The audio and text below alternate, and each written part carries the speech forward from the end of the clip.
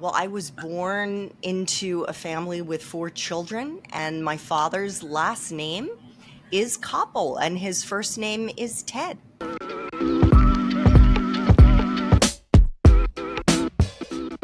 Welcome back to The Unknowns. Have a really interesting guest today, Andrea Koppel. I know that you are a former journalist, an entrepreneur, and involved in so many exciting things. I actually, like you, have a podcast, Charlie. Mine is perhaps not as much grounded in the politics, shall we say, of life, but more in the serendipity of our lives and the fact that our lives, our careers are going to be pushed or pulled in directions we cannot imagine or anticipate. And the reason is because of serendipity. So how do you tell somebody in school, don't worry, it'll all work out, but don't Hmm. plan?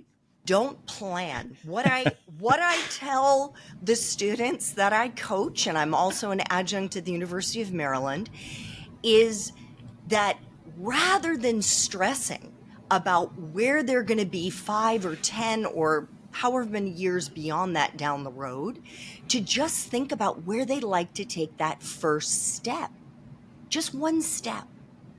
So a lot of times young people, because of the way higher ed is organized, self-identify by their majors.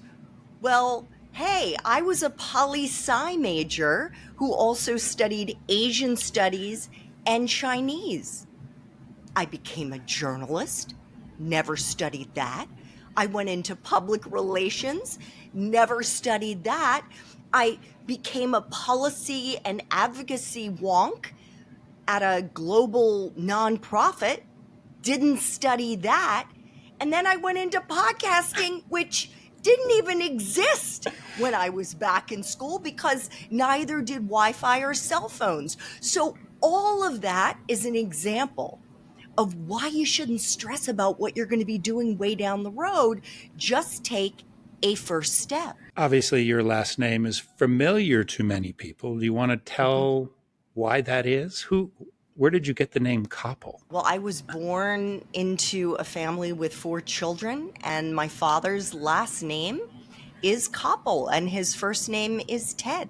So he clearly had a career path. Was his path as circuitous as you, or was it more defined? There are some people, obviously, I'm going to say they're the outliers, like my dad, who has only ever been a journalist. He started in radio and then he pivoted into broadcast television.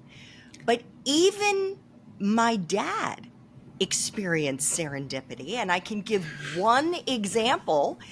The show that he is best known for is called Nightline. It's still around today.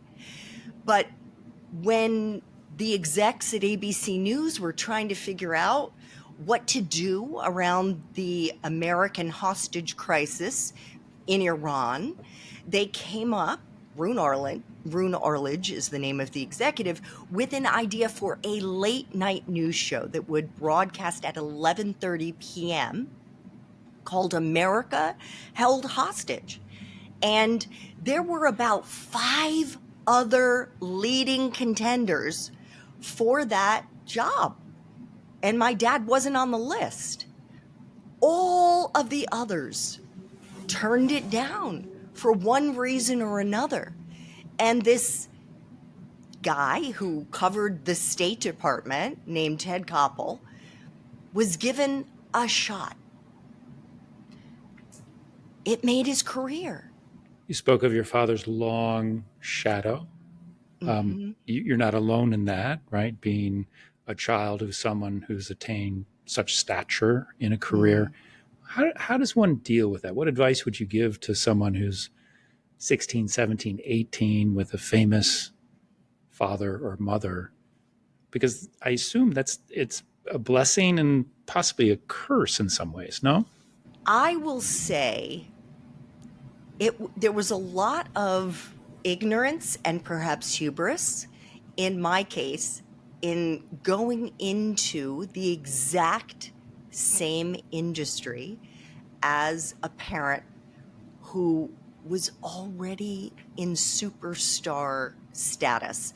And the reason that I share that, I loved being a journalist, but no matter what success I had, and I became CNN's Beijing bureau chief, my dad was ABC's Hong Kong bureau chief, I became CNN's State Department correspondent. For 8 years, my dad had been ABC's diplomatic correspondent. I never hit a place in which I felt like, look at me, I've made my mark in a way that in any way holds a candle to what my father did.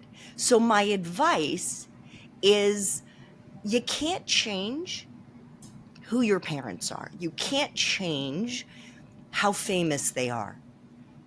But what you can do is perhaps blaze your own trail in a different industry from your parent, even if it's something that interests you. I am not a famous journalist, nor do I seek that, but I am a father, and I do have daughters and sons. And it's interesting because no matter, they smile and I'm proud, right? So how does the child understand that they're, at least in my case, and I assume in your father's case, he was very proud of you forever, right? Just because you were you. I think this could be called like coffee with your therapist. Of course he was proud. I wasn't, I think some of it isn't what your parents say. It's wonderful that they are complimentary or supportive, but a lot of our self-worth comes from inside. It's an inside job. People can lavish compliments on you. That doesn't mean that you're gonna feel it. And I think for me, I kept measuring myself against my father's accomplishments. And it wasn't like it was constantly front of mind. But I can say now that I've been out of the industry for 17 years, looking back, for sure, if you know yourself, you're really looking to make your own mark, I would recommend perhaps picking a different industry from your famous parent. I have a couple more questions. And thank you for being part of this therapy session. You're very welcome. It's just you and me right now. No one else will see this. I hope not. That's not the reason I did this, Charlie. When you talked about your career and you were going to go into journalism, you're the oldest child. My name is Koppel. I'm going to go do that. And I see the brass ring in front of me. Was there a moment where you were like, this isn't going to happen and I'm okay with it? No. In fact, I felt like I was at the top of my game. And then there was a new president of CNN. The previous president had told me I was a rising star. And then things changed. The new president wasn't a fan of mine, and he fired me, Charlie. Didn't see that coming either. Total curveball. But you know what? Here is the beautiful thing, and why I call it magic. And this magic life, all these things that happen that end up pushing you in a direction you couldn't have anticipated. In my case, I was fired. But what I came to see was that I had actually been unhappy at CNN for 3 years before that, because I had become a parent. My son was 3.5 and I never saw him. And I would go home at night and I would just sob. So when I was fired, It forced me into the unknown.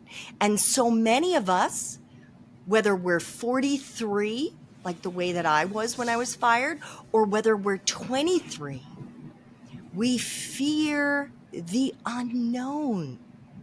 But the unknown is where the magic happens.